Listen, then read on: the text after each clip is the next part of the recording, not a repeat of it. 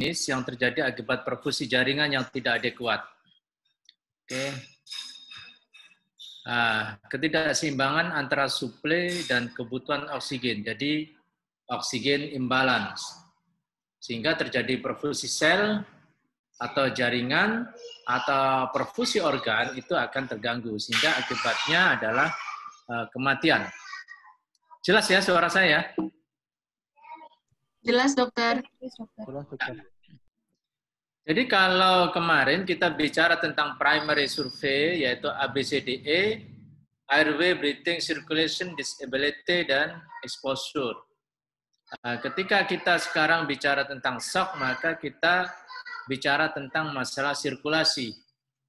Ya, tentang masalah sirkulasi. Jadi, seperti yang di gambar ini,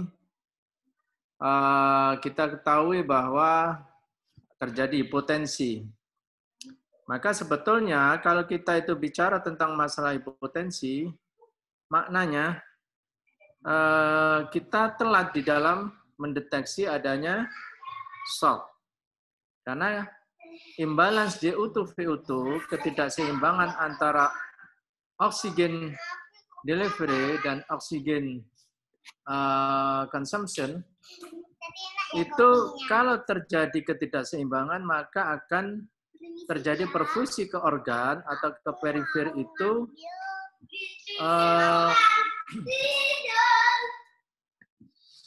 terjadi metabolisme anaerob, akibatnya akan terjadi produksi laktat yang berlebihan. Oleh karena itu, kalau sekarang ada pasien tensinya masih bagus, tetapi laktatnya tinggi, itu sudah kita katakan shock.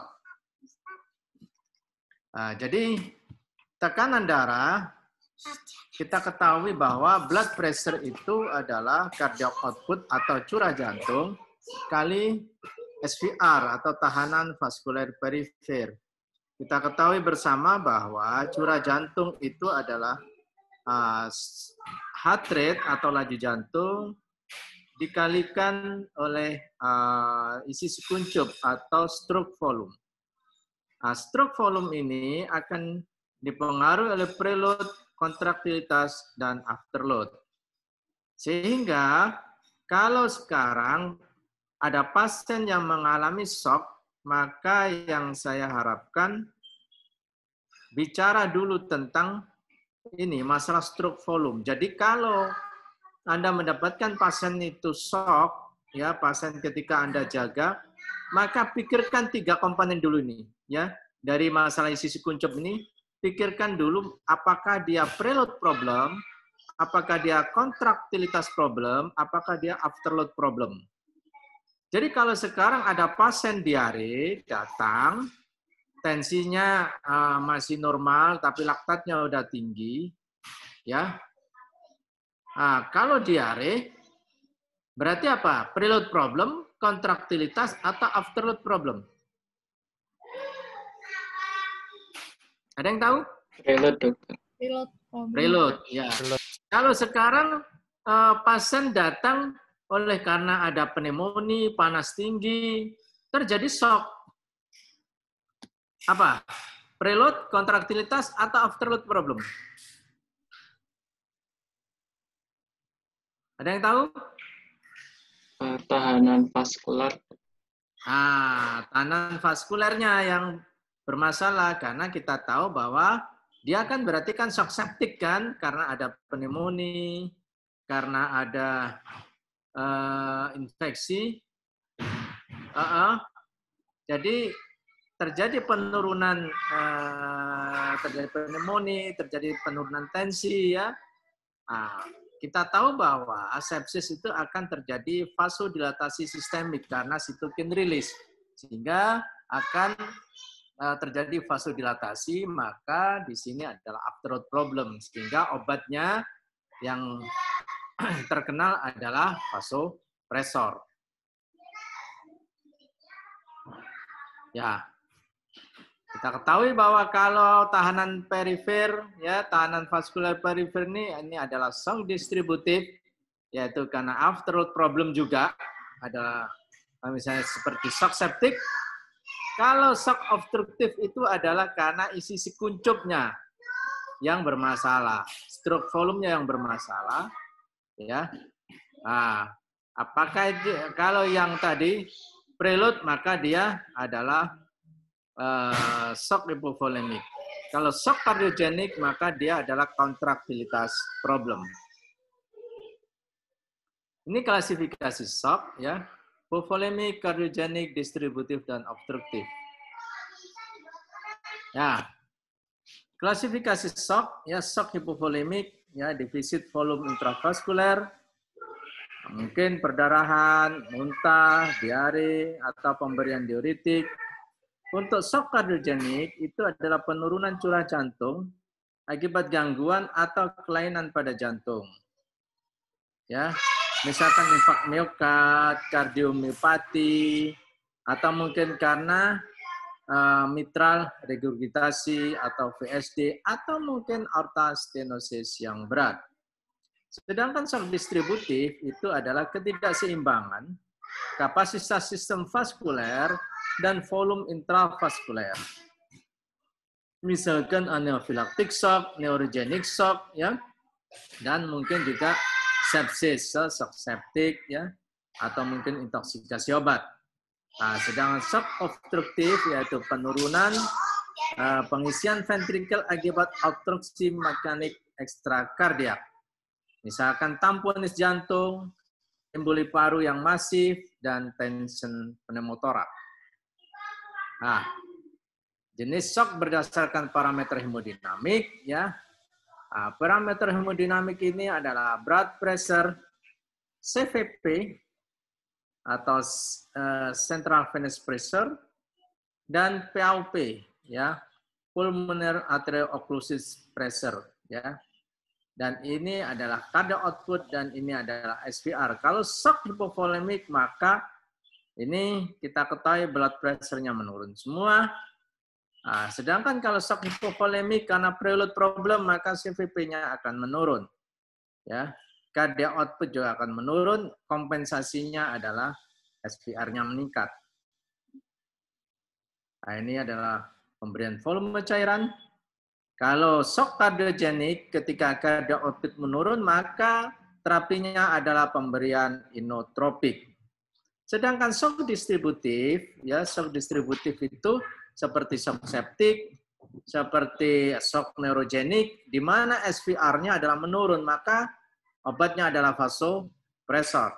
Sedangkan shock obstruktif, yaitu karena mungkin tamponit jantung, ya, mungkin emboli paru, ya, maka yang bisa dilakukan adalah bedah atau intervensi. Nah, kompensasi shock, tubuh akan melakukan upaya kompensasi agar perfusi jaringan tetap terpenuhi seperti adanya takikardia dan vasokonstriksi perifer. Jadi ingat bahwa ketika pasien kita itu mengalami shock, maka oksigen itu berusaha untuk dilarikan ke organ-organ vital. Misalkan otak, lalu jantung, lalu hepar, paru-paru, ginjal. Itu semua adalah organ-organ vital yang dia ketika tubuh pasien itu mengalami shock, oksigennya kurang, maka cadangan oksigen yang ada di dalam tubuh itu akan dilarikan ke organ-organ vital, seperti yang saya sebutkan tadi. Oleh karena itu, ketika distribusinya itu dilarikan ke hepar, dilarikan ke ginjal, jantung, paru-paru, otak, maka apa? Yang perifer-perifer ini akan dikorbankan, maka akan terjadi vasokonstriksi perifer. Nah, takikardi itu, kenapa bisa takikardi? Karena kita tahu bahwa blood pressure itu kan cardiac output kali SVR. Cardiac output itu adalah heart rate kali stroke volume. Ketika terjadi stroke volume yang turun, yang misalkan apakah stroke volume turunnya itu karena preload atau afterload atau kontraktilitas, maka heart rate-nya yang pertama kali akan kompensasi, dia akan naik. Heart rate-nya naik. Oleh karena itu, kalau nanti jaga di IGD, kalau ada pasien yang heart rate-nya naik itu, maknanya apa? Pastinya ada yang dikompensasi nih. Apakah dia shock, apakah mungkin dia nyeri, ya itu akan menimbulkan takikardia. Saat upaya kompensasi tidak dapat dipertahankan, maka perfusi jaringan menurun, lalu terjadi hipoksia di tingkat sel, sehingga menyebabkan gangguan metabolisme sel. Sehingga apa yang terjadi adalah metabolisme anaerob, yaitu produksi dari laktat. Kompensasi shock hipovolemik, jadi kalau misalkan preloadnya turun, maka yang terjadi adalah isi kuncup turun, atau stroke volume tadi turun. Maka dari isi kuncup yang turunnya akan menyebabkan curah jantung yang turun. Maka kompensasinya apa? Takikardi. Jadi heart rate-nya naik supaya apa? Supaya curah jantungnya normal. Sehingga dengan curah jantung yang normal, tekanan darah akan normal. Tetapi kalau misal sudah takikardi, lalu curah jantung tetap turun, maka tekanan darah akan turun. Sehingga kompensasinya apa? Vasokonstriksi gitu loh. Jadi kita ingat bahwa kalau sekarang, makanya ketika ada pasien kecelakaan, pasien misalnya diare atau pasien dehidrasi, pertama kali apa? Heart rate-nya yang naik. Heart rate naik, tetap curah jantung juga akan tetap turun, maka vaskular perifer yang kontriksi, maka akan terjadi apa? Akral dingin gitu loh. Ya, sehingga tekanan darah normal. Tapi kalau misal takikardi sudah, curah jantung tetap turun, lalu sudah terjadi vasokonstriksi, masih saja terjadi hipotensi, maka akan baru terjadi penurunan kesadaran, dan yang ini adalah oliguria dan anuria. Oleh karena itu, sebetulnya kalau sekarang kita melihat bahwa tekanan darah itu sudah turun, maknanya itu terjadi shock itu sudah mungkin beberapa jam yang lalu atau bahkan mungkin beberapa hari yang lalu. Ya. Kalau ini tekanan darah yang turun tidak segera dilakukan evaluasi, tidak segera dilakukan terapi, maka akan terjadi penurunan kesadaran karena perfusi ke otak turun, dan oliguria atau bahkan anuria karena apa? Perfusi ke ginjal akan turun. Ya. Kalau ini curah jantung, ini hemoglobin oksigen, ini adalah hantaran oksigen. Jadi kalau curah jantung turun, curah jantung itu turun, dari stroke volume turun, ini, maka hantaran oksigen juga akan turun. Maka metabolisme akan terjadi metabolisme anaerob, akan memproduksi laktat, akan terjadi asidosis, maka akan terjadi hiperventilasi. Jadi oleh karena itu, kalau misalkan ada pasien yang asidosis, ya terjadi hiperventilasi, sebetulnya itu pun karena apa? Karena ada yang dikompensasi, ya. Ini adalah manifestasi shock, yaitu gangguan hemodinamik, yaitu misalkan hipotensi, tekanan darah sistolik kurang dari 90, atau MAP kurang dari 65, adanya takikardia, adanya takipne, adanya pucat, lemas, dan perubahan kesadaran. Sedangkan vasokonstriksi perifer ini akan terjadi nadi lemah, akral dingin, dan khususnya pada shock distributif, vasodilatasi, dan akral hangat. Ada juga terjadi sampai oliguria dan asidosis metabolik. Kemarin kita sudah bicara tentang masalah survei primer, apakah ada gangguan jalan nafas, obstruksi atau asma, gangguan pernafasan, apakah ada hipoksemia, atau mungkin sianosis. Gangguan sirkulasi, apakah ada hipotensi, ada takikardia, ada anemia. Dan gangguan neurologis, apakah ada perubahan kesadaran, apakah akan dilakukan kraniotomi atau tidak, ya, apakah ini menguntungkan atau tidak. Jangan sampai kalau misalkan nanti habis dioperasi ternyata apa, pasiennya juga tidak ada perbaikan sama sekali ya. Jadi kita ketika edukasi kepada keluarga pasien harus hati-hati. Ya, harus hati-hati. Belum tentu kalau kita ini benar sesuai dengan protokol, sesuai dengan ilmu yang kita dapatkan, belum tentu juga diterima oleh ini. Ya, jadi hati-hati.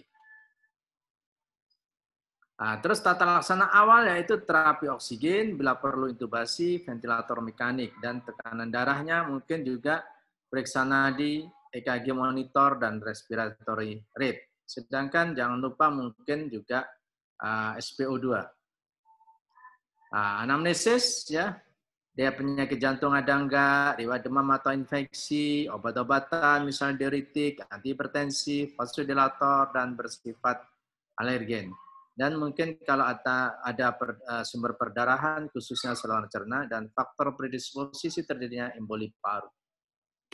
Pemeriksaan fisik, nah, adanya distensi dari vena juguler, yaitu kita memeriksa CVP, apakah ada shock kardiogenik atau mungkin gagal jantung. Sedangkan tanda gagal jantung mungkin adanya murmur ya di aorta stenosis, aorta regurgitasi, mitral stenosis, dan VSD. Nadi asimetri mungkin adalah diseksi aorta. Nyeri abdomen adalah peritonitis dan pankreatitis. Bising usus meningkat ya mungkin karena obstruksi usus. Dan demam atau menggigil mungkin juga karena shock septic ya. Nah, tata laksananya adalah untuk pemantauan pada pasien-pasien shock adalah tekanan darah jelas.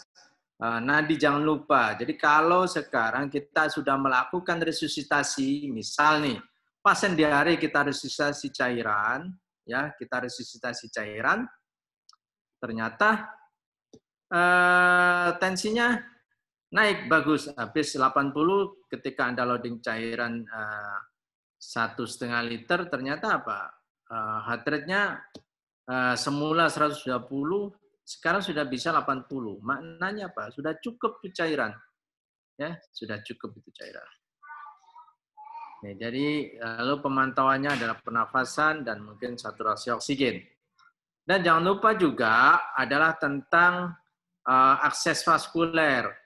Jadi kalau misal koas itu harusnya sih sudah bisa untuk akses vaskuler minimal adalah pasang infus ya peripheral intravenous catheter. Jadi ada yang sudah bisa pasang infus? Ada yang bisa? Halo? Halo? Halo? Izin dokter, belum dokter. Oh, belum ada yang bisa? Belum pernah? Kalau saya pernah sekali, dokter. Kalau bisa itu ini, dekati kalau di Bangsal, dekati sama teman-teman perawat. Ya, teman-teman perawat, untuk belajar pasang infus penting ini karena nanti kalau Anda di daerah kadang-kadang misalkan Anda praktek di puskesmas. Kadang-kadang ada yang orang-orang yang memang membutuhkan untuk pasang infus, misalnya terjadi shock, terjadi kecelakaan gitu ya. Harus bisa ya. Harus bisa. Saya pertama kali belajar infus ya ketika saya koas ya. Sedangkan kalau ini kalau kayak CVC ini central venous catheter atau peripheral ini adalah memang kerjaan saya. Jadi istilahnya kerjaan dari intensivis. Tapi kalau sekarang yang pasang infus ya dokter umum harus bisa lah. Ya jangan sampai enggak ya. Nanti kalau bisa belajar ya di ruangan ya. Ini adalah terapi, jadi kalau shock hipovolemik adalah cairan. Kalau cairan itu juga jangan lupa untuk kombinasi, kapan ini harus dikasih kristaloid, kapan dikasih koloid gitu ya. Jadi misal pasien diare, ada yang pernah nggak jaga di IGD, mendapatkan pasien dehidrasi, ya misalnya diare atau gastroenteritis akut, sehingga sampai terjadi shock. Lalu di loading cairan, tensinya naik sebentar, ya, tensinya naik sebentar, habis itu mungkin sekitar 1 jam turun lagi. Ada yang pernah jumpai? Halo? Belum pernah, dokter. Belum pernah ya? Nah, ingat bahwa kristaloid itu 75-80% setelah pemberian intravaskuler selama 20 menit, jadi udah lari itu. Lari ke interstisial. Jadi 75-80% itu lari ke interstisial setelah 20 menit pemberian kristaloid. Oleh karena itu, kalau ada pasien-pasien yang seperti ini, pasien-pasien dengan shock septic, pasien-pasien dengan dehidrasi yang berat, kita sudah melakukan loading cairan, jangan lupa di sela-sela itu dikasih koloid supaya apa? Cairannya itu tidak lari ke interstisial. Ya. Oke, kalau shock kardiogenik maka yang harus kita berikan adalah obat-obat inotropik. Bisa dopamin, bisa dobutamin, bisa adrenalin, bisa milrinone. Ya, kalau misalkan sangat terpaksa mungkin kita pakai intra-aortic balloon pump. Jadi kita masukkan kateter ke dalam aorta abdominalis, maka setelah masuk nanti kita pasang itu balon pump.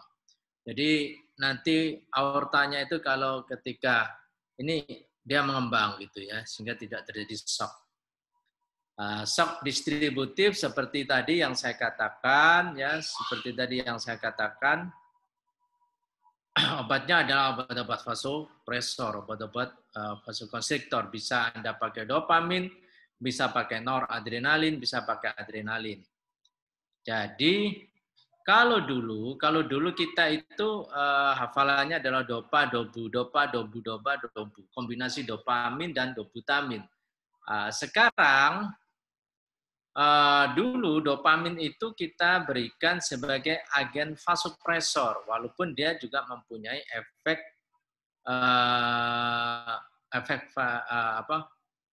inotropiknya. Jadi dia di sel beta juga berpengaruh, maupun di reseptor alfa itu juga berpengaruh, sehingga dia mempengaruhi baik itu vasokonstriktor. Jadi yang kedua dia juga berefek inotropik. Jadi dulu ketika kita mendapatkan pasien shock septic maka banyak diberikan dopamin. Ya, banyak dopamin. Tetapi setelah ada keluar obat baru yang namanya noradrenalin atau norepinefrin, itu sama ya, norepinefrin dan noradrenalin itu sama. Ini ternyata apa? Dia itu adalah vasokonstriktor kuat dia, norepinefrin itu. Hebatnya lagi, norepinefrin itu selain vasokonstriktor kuat, efeknya terhadap reseptor beta itu tidak begitu tinggi, ya, tidak begitu tinggi. Sehingga apa? Pemberian noradrenalin atau norepinefrin seringkali tidak mempengaruhi heart rate, ya, tidak banyak mempengaruhi heart rate. Nah, kalau dopamin beda lagi. Kalau dopamin dia itu bisa menaikkan heart rate, ya, jadi dia lebih banyak mempengaruhi kepada inotropik, ya, di reseptor betanya. Tetapi pernah dilakukan head-to-head penelitian, head-to-head manfaat dopamin dibandingkan dengan noradrenalin atau norepinefrin, ternyata lebih kuat norepinefrin sebagai vasokonstriktor dibandingkan dopamin. Yang kedua, bahwa yang tidak disukai dari dopamin itu adalah mempermudah terjadinya aritmia. Ya, aritmia. Ya, karena itu sekarang akhirnya apa? Di ICU kami, pemakaian norepinefrin itu pasti hampir dapat dikatakan tiap hari ada. Ya. Sedangkan shock obstruktif ya mungkin perikardiosintesis atau mungkin torakosintesis, ya, jadi tindakan pembedahan. Ini ada shock, klasifikasi shock hipovolemik, ya. Jadi manifestasi klinisnya ada kelas 1, kelas 2, kelas 3, kelas 4. Jadi ini berdasarkan keparahan dari penyakitnya, ya, di klasifikasi kelas 1, kelas 2, kelas 3, kelas 4. Jadi kehilangan cairannya kalau kelas 1 itu masih di bawah 750. Kalau misalnya sudah kelas 2 itu sudah 750 sampai 1.500 ya. Tuh. Terapi cairan yaitu bisa Anda menggunakan kristaloid atau mungkin koloid. Kristaloid bisa NaCl, bisa RL ya. Sedangkan koloid itu bisa sintetik ya, yaitu gelatin, dextran dan starch ya. Oke. Ini adalah terapi cairan ya. Terapi cairan kita harus hati-hati bahwa cairan itu dapat dikatakan juga obat. Jadi harus hati-hati kita dalam memberikan cairan. Kapan harus memberikan kristaloid, kapan harus memberikan koloid. Ya, kita tahu ya, kalau misalnya koloid ini bertahan lebih lama di dalam intravaskuler ya, stabilasi hemodinamik juga lebih lama dan dia kebutuhan cairannya juga lebih sedikit. Nah, sedangkan kebalikan dari kalau pemberian kristaloid, maka lama di intravaskuler singkat. Ini stabilisasi hemodinamik sementara, ya kadang-kadang setelah setengah jam juga sudah lari ke interstisial, yaitu. Ya, manifestasi fluid challenge, yaitu jenis cairan, yaitu kita kristaloid dan koloid. Kecepatan pemberian cairannya dengan sharing pump atau infus pump, ya, target terapinya dari hipotensi, takikardia, oligouri, dan laktat. Ini ada modified fluid challenge test ya. Jadi ini adalah yang disebut passive flag rising. Ya, jadi ini adalah merupakan adalah PLR ini ya. Jadi kalau PLR ini maka pasien dalam kondisi seperti ini maka ini jadi kayak di apa ya, kayak bandulan itu ya. Jadi kalau ini 135 ini ball position basal position. Tapi kalau PLR maka dijungkir ini. Sehingga kakinya di atas sedangkan badannya di bawah. Sama-sama 45 derajat Celcius. Manuver yang meningkatkan preload dengan memberikan cairan dari ekstremitas bawah ke area interus sebanyak 300 cc. Jadi kalau kita melakukan PLR pada pasien kita, itu seolah-olah kita ini guyur cairan itu sekitar 250 sampai 300 cc. Dan yang kita guyur itu adalah darah. Sehingga kemungkinan terjadinya reaksi-reaksi transfusi juga bisa kita hindarkan. Jadi kalau sudah dilakukan seperti ini, kalau misalkan nanti tensinya naik, respon baik, ya kesadarannya, maka memang kurang cairan, maka loading cairan. Jadi kalau kita dengan sistem seperti ini akan bisa ketahui bahwa pasien ini kurang cairan atau tidak. Oke, ini adalah dosis inotropik vasopresor ya, saya kira juga bisa Anda baca ya, Anda bisa baca sendiri. Dobutamin itu adalah kerjanya di alfa 1, beta 1, beta 2 ya. Jadi ini adalah yang tadi yang saya sebutkan.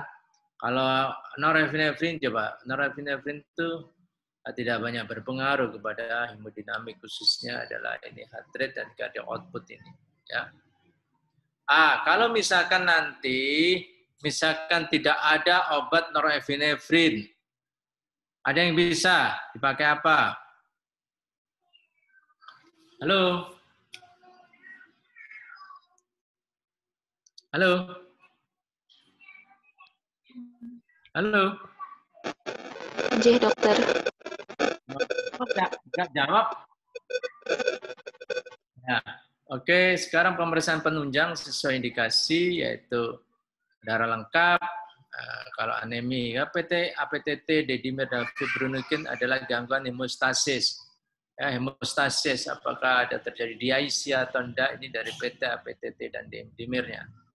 Juga fibrinogen. Jangan lupa juga dilakukan AGD, ya, SpO2-nya bagaimana, ya. elektrolit, ureum kreatinin, fungsi fungsi ginjal, fungsi liver itu juga harus kita lakukan pengecekan.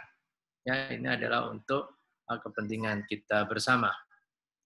Ya, jadi untuk mengatasi shock harus dipahami fisiologi dasar yaitu preload, afterload, dan kontraktilitas. Dan secara fisiologi shock dibedakan menjadi shock hipovolemic, distributif, kardiogenik, dan obstruktif. Sedangkan tata laksananya adalah umum, ya, shock untuk mencakup mengatasi penyakit dasar, terapi cairan, dan vasopresor, serta inotopik. Penting juga untuk memantau efek terapi dan komplikasi dari terapi. Nah, saya kira dari saya cukup sekian. Ada pertanyaan? Mohon izin bertanya, dokter. Ya. Gini dokter, kan tadi untuk yang shock hipovolemik itu memang harus bergantian gitu ya dok, antara kristaloid dan koloid. Kalau misalnya di daerah yang perifer gitu, terkadang kalau saya dengar itu jarang ada koloid, itu berarti bagaimana nggih dok tata laksananya, atau tetap kristaloid aja tanpa koloid, atau bagaimana nggih dok? Matur nuwun. Ya, kalau memang tidak ada ya apa boleh buat. Jadi kristalit Anda lakukan ya. Jadi kalau memang tidak ada barang ya sudah, apa yang ada di situ bisa kita maksimalkan. Ya. Jadi boleh ya. Ada pertanyaan lagi? Ya, matur nuwun dokter. Izin bertanya dokter. Ya. Terkait masih sama dok, resusitasi cairan kristaloid ataupun koloid. Misal pada kasus trauma dok dengan perdarahan masif, fraktur femur misalnya. Kan itu juga mempertimbangkan transfusi darah. Nah itu semisal kami nanti di IGD dan memperoleh darah itu kan juga memerlukan waktu dokter. Nah itu setelah resusitasi kristaloid dan sekian jam, semisal 2 jam atau 1 jam, darah itu baru didapat, koloid itu dimulai pada durasi keberapa ya dokter? Semisal agar tidak terus menerus hanya menggunakan kristaloid, bisa menggunakan koloid yang durasi intravaskularnya lebih lama dok. Ya, setidak-tidaknya 1:3 lah. Setidaknya 1:3. Jadi misalkan kalau Anda sudah loading 3 flabot gitu ya, ya sudah. Anda kasih misalkan steril ya, gilafusal itu kan termasuk koloid. Atau mungkin albumin 5% itu juga koloid. Jadi kalau misalkan Anda sudah loading cairan 1,5 liter ya, jangan loading lagi lah. Ya mungkin Anda berikan koloid. Ya. Gitu, ngerti? Halo? Baik dokter. Ya. Ada lagi?